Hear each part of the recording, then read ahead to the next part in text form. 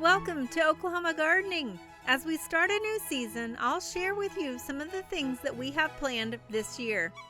Then I'll show you how to winter sow seeds. We visit Greenleaf Nursery to learn more about how water management is just as important as the plants they are growing. And we take a look at a unique shrub growing right here at the Botanic Garden at OSU. Underwriting assistance for our program is provided by the Oklahoma Department of Agriculture, Food, and Forestry, helping to keep Oklahoma green and growing.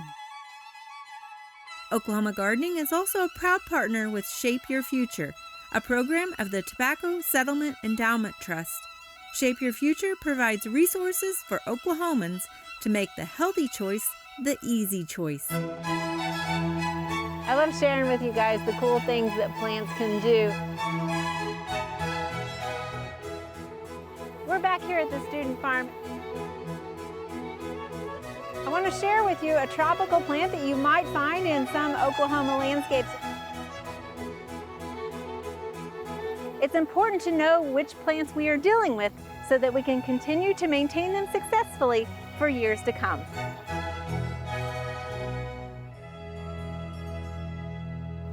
Hello, and thanks for joining me back out here in the garden.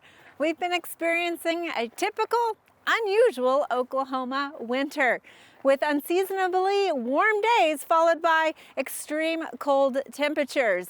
Well, we've been taking advantage of those warm days by getting out in the garden and getting it prepared for another season. Also, we've been planning our next season of Oklahoma Gardening. We are going to continue to bring you each week gardening inspiration and information. A few of the themes that we're looking at doing this year is going to include how gardening can help you maintain a healthier lifestyle. We're also going to be looking at some creative container combinations as well as be bringing you new plants. We'll also be looking at a post-construction landscape as it goes from construction all the way to a beautiful landscape. And of course, we'll be traveling the state to bring you home gardens as well. So let's get gardening.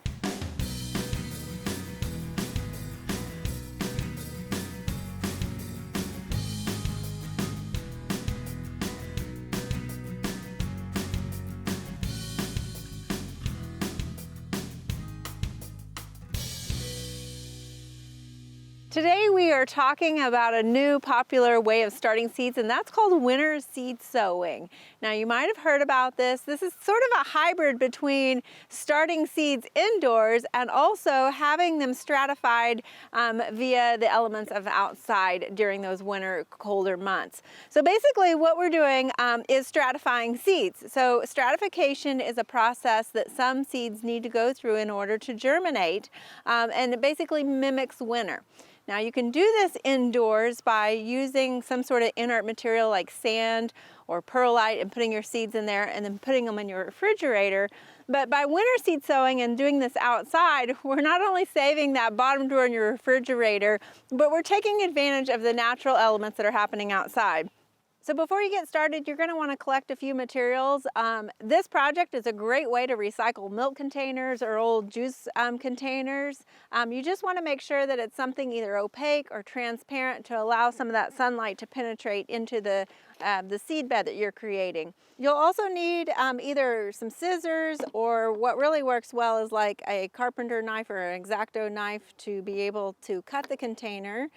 You will need a drill or some sort of a hot punch or something to create drainage holes in the bottom.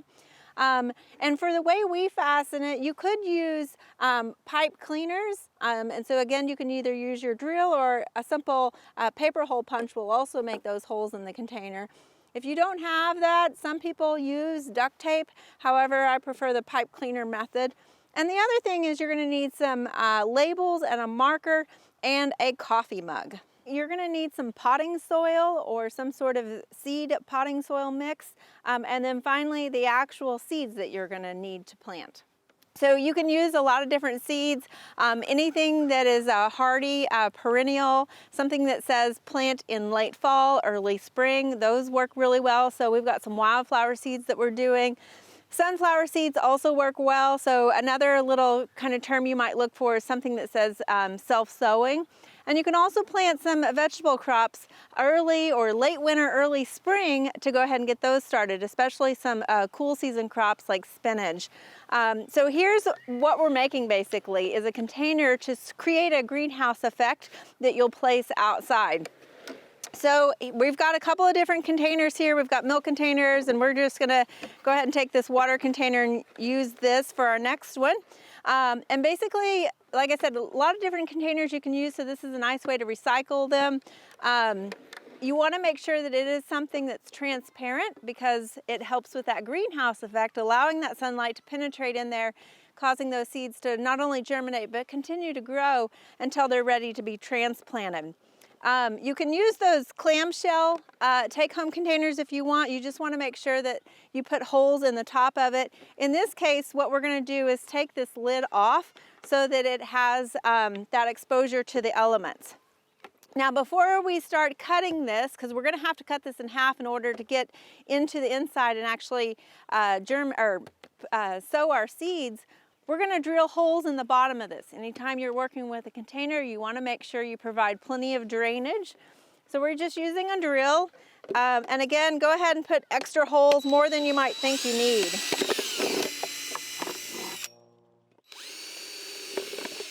So you want to make sure that you have plenty of drainage holes in here because otherwise your seeds will get too saturated. Now we used a drill, but you can also use like a hot metal punch or something like that to make those holes in there if you want. So at this point we need to cut our container almost in half. We're going to leave it partially attached so that it is still sort of hinged. And an easy way to do that so that you're drawing sort of a straight line is to get a coffee cup and just put your marker on that coffee cup and then circle your container around. And then we'll just leave it, again, a little bit of a hinge there where we're not going to cut. But before we cut that, there's a couple of things. So when we think about when we're opening this, we're going to need to actually close it somehow. Some people use duct tape, but another method is to go ahead and drill a hole above and below that line opposite where your hinge is going to be, and we'll use a pipe cleaner to actually attach it. So we're going to drill a hole below the line and above the line, and this is so that we can actually close our lid to our bottom here in a minute. And it's just easier to do that while it's still attached before we cut it in half. So at this point we're ready to go ahead and cut our container in half, and we're going to again start over here. Sometimes an X-Acto knife or a carpenter knife works the best.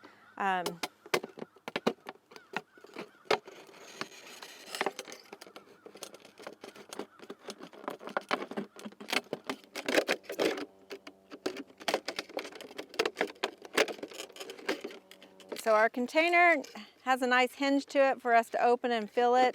And at this point, we're gonna get rid of our drill and pull out some pre-moistened potting soil. It's just nice and easy to go ahead and moisten your potting soil beforehand, so you don't have to worry about that after you've got your seeds in there. We're gonna add that. You want about 3 to 4 inches of that potting soil in here. Okay, so you can see we've got the potting soil in there. You always want to make sure you're leaving about an inch of lip just so that when the elements come, they don't necessarily wash the seeds away. So we've got this. Now we really just need to put our seeds in here.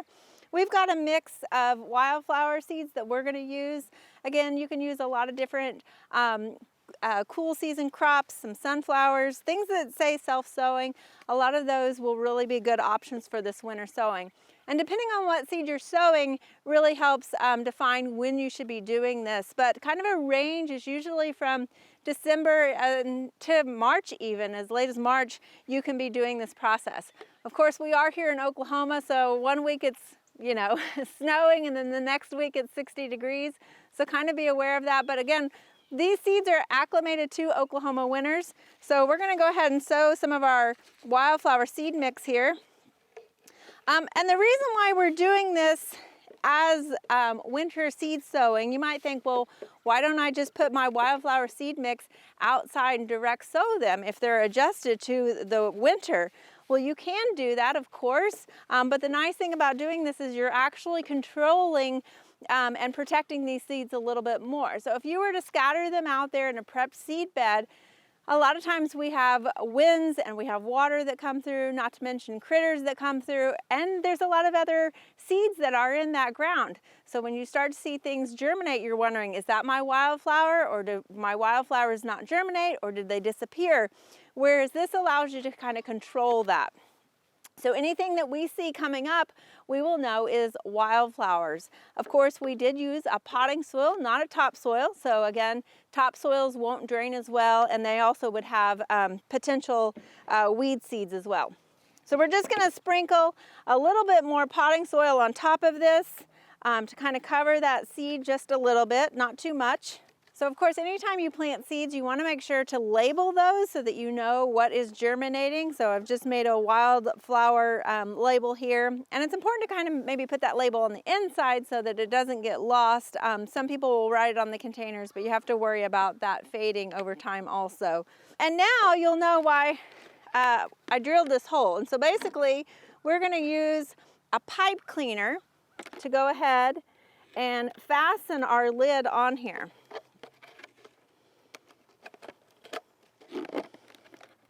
And we'll just tighten that up around there. You can see I've taken the lid off, so when we place this out, we'll be able to still capture some rainfall or snowfall that will continue to moisten this. So after you have all your containers planted, then it's a matter of just setting them out there and waiting for them to germinate after they've been exposed to that stratification and spring starts to arrive. When you see them starting to germinate, that's when you want to make sure to check them more regularly and ensure that they do have plenty of moisture in there for those seedlings to continue growing. Also, you want to make sure that they're not getting too hot on those really warm days. Believe it or not, a real greenhouse effect can happen. So you might even find that you need to open this up and allow more of that cooler air to come in there. So continue to allow them to grow to about a couple of inches and wait until they have their first true leaves before you go ahead and then transplant them into the garden. Now, not only does winter seed sowing help save your refrigerator space, and also you don't need any special grow lights in your kitchen or in your living room in order to start your transplants. But the nice thing about these is because these seedlings have been growing outside in the winter, they're already acclimated to the conditions that you're currently experiencing. So you don't have to harden off your transplants. So if you haven't tried winter seed sowing, I suggest give it a try in order to get your spring garden started.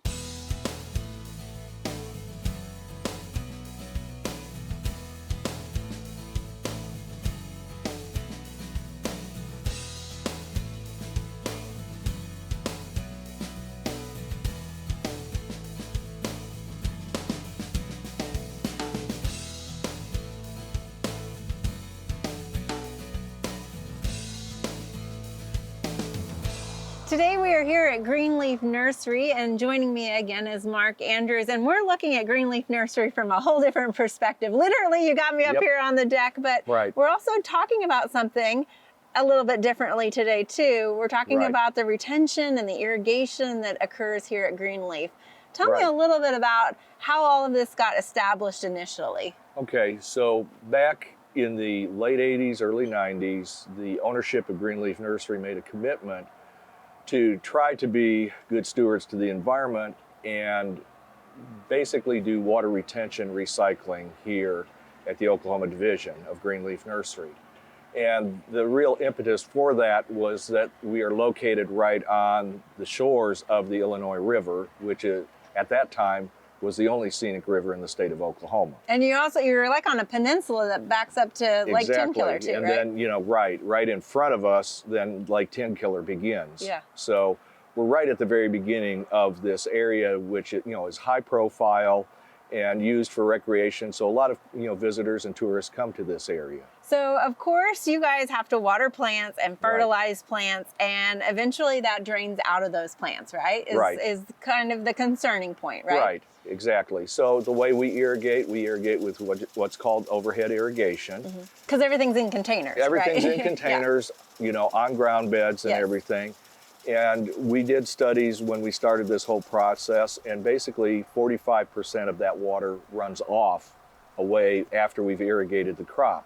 The rest of it is taken up by the plant, in the container media itself. Some infiltrates into the soil on the ground beds where they're located, and some of it just evaporates off as well during the irrigation process. So 45% loss, I mean, you're losing water, which is a resource, also the nutrients out of those, the fertigation of that too. Yes. So what was the solution? So, the solution was we weren't going to go ahead and change our irrigation system, but what we did is we basically implemented a water retention system.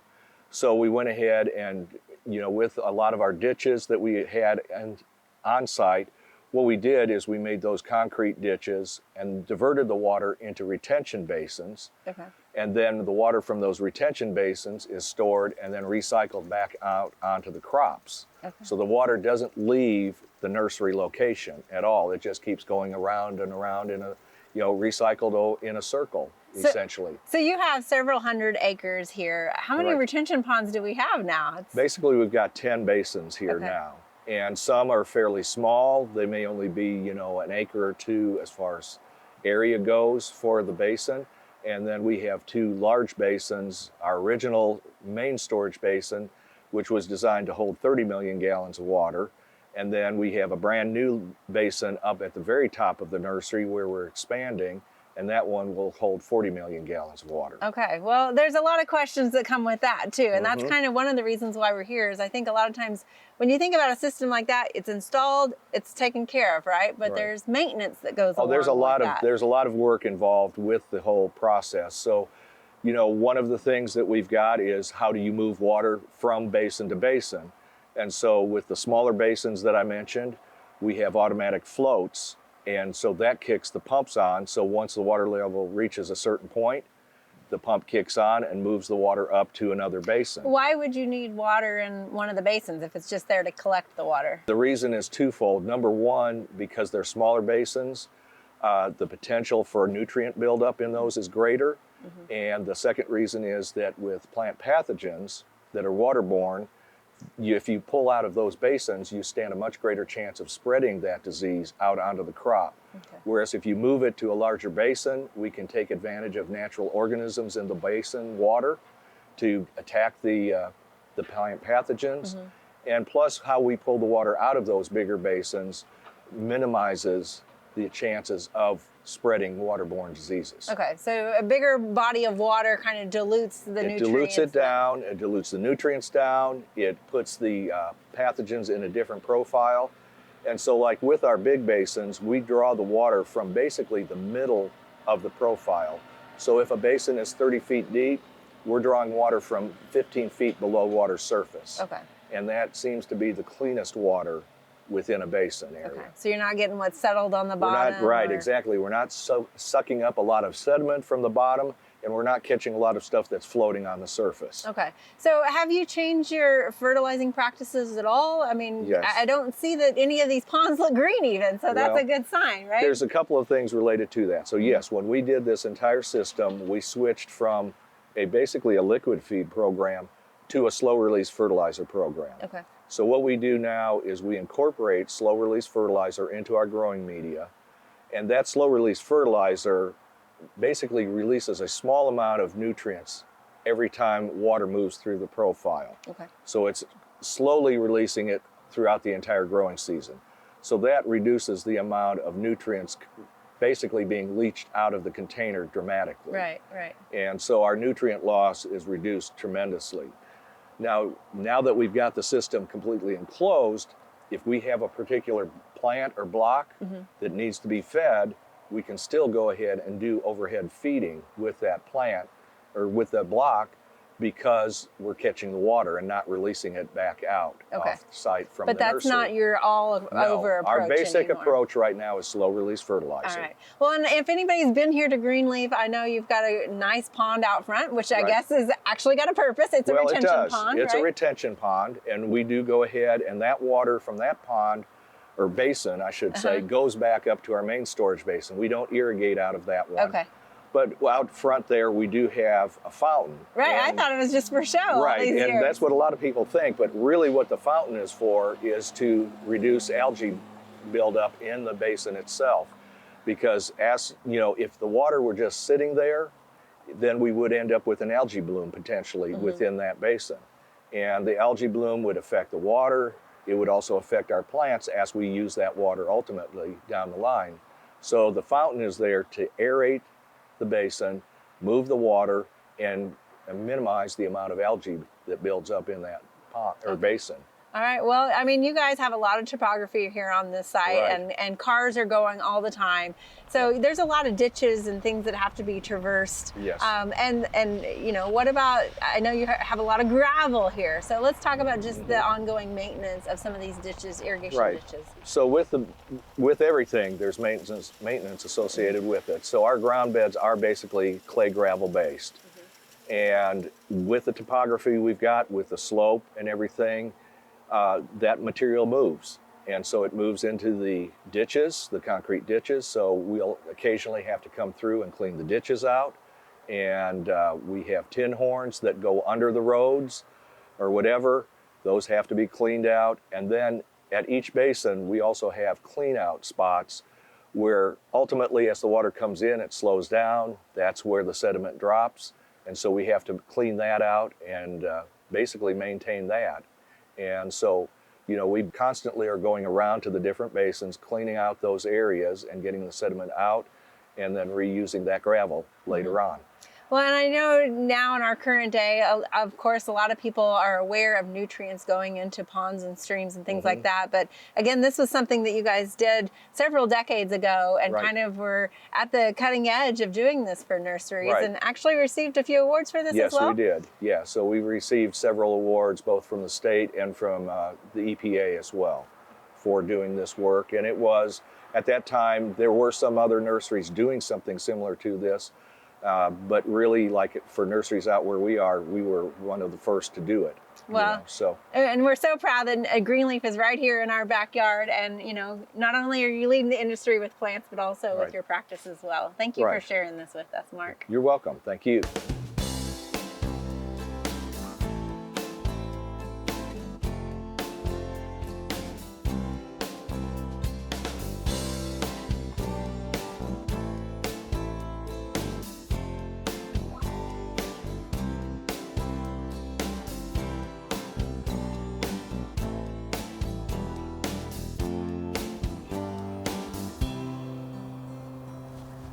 There's a plant that caught my attention that I wanted to share with you, and this is black willow. And what's neat about it is the fact that we are coming out of winter, headed into spring, and it has some winter interest that might be attracted to you.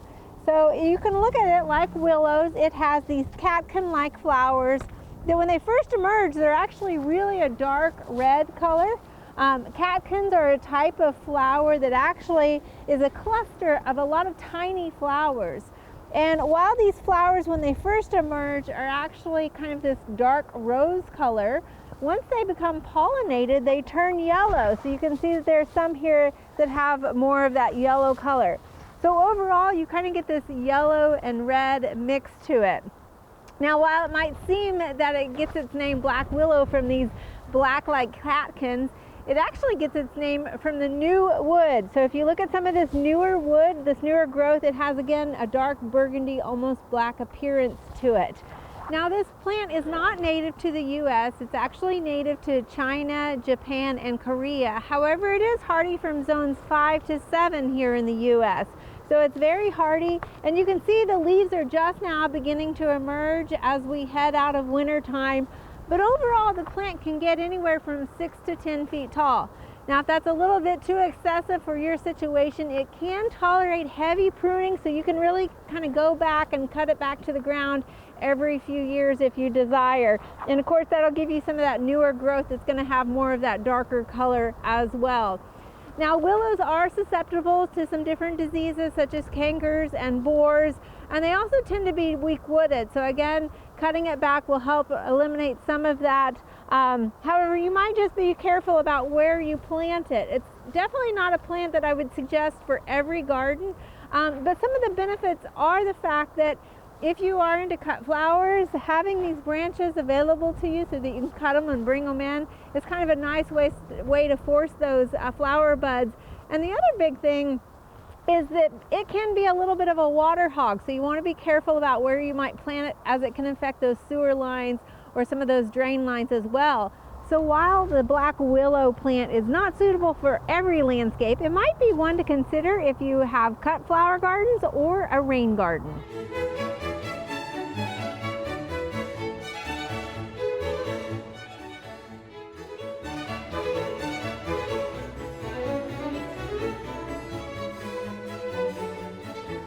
There are a lot of great horticulture activities this time of year. Be sure and consider some of these events in the weeks ahead.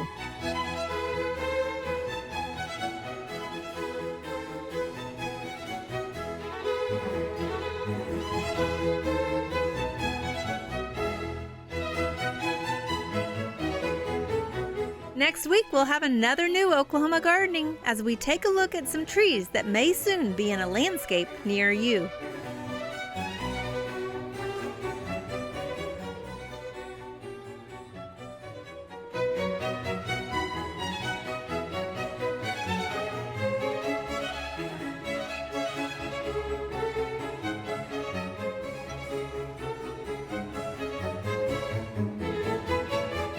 To find out more information about show topics as well as recipes, videos, articles, fact sheets, and other resources, including a directory of local extension offices, be sure to visit our website at oklahomagardening.okstate.edu.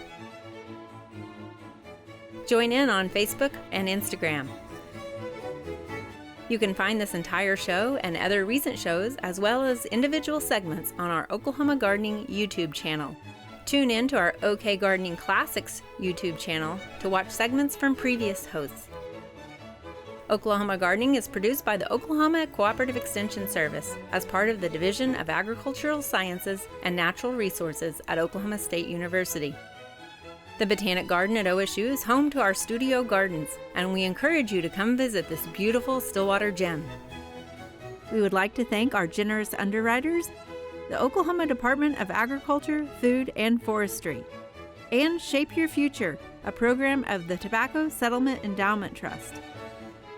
Additional support is also provided by Greenleaf Nursery and the Garden Debut Plants, the Oklahoma Horticulture Society, the Tulsa Garden Club, and the Tulsa Garden Center.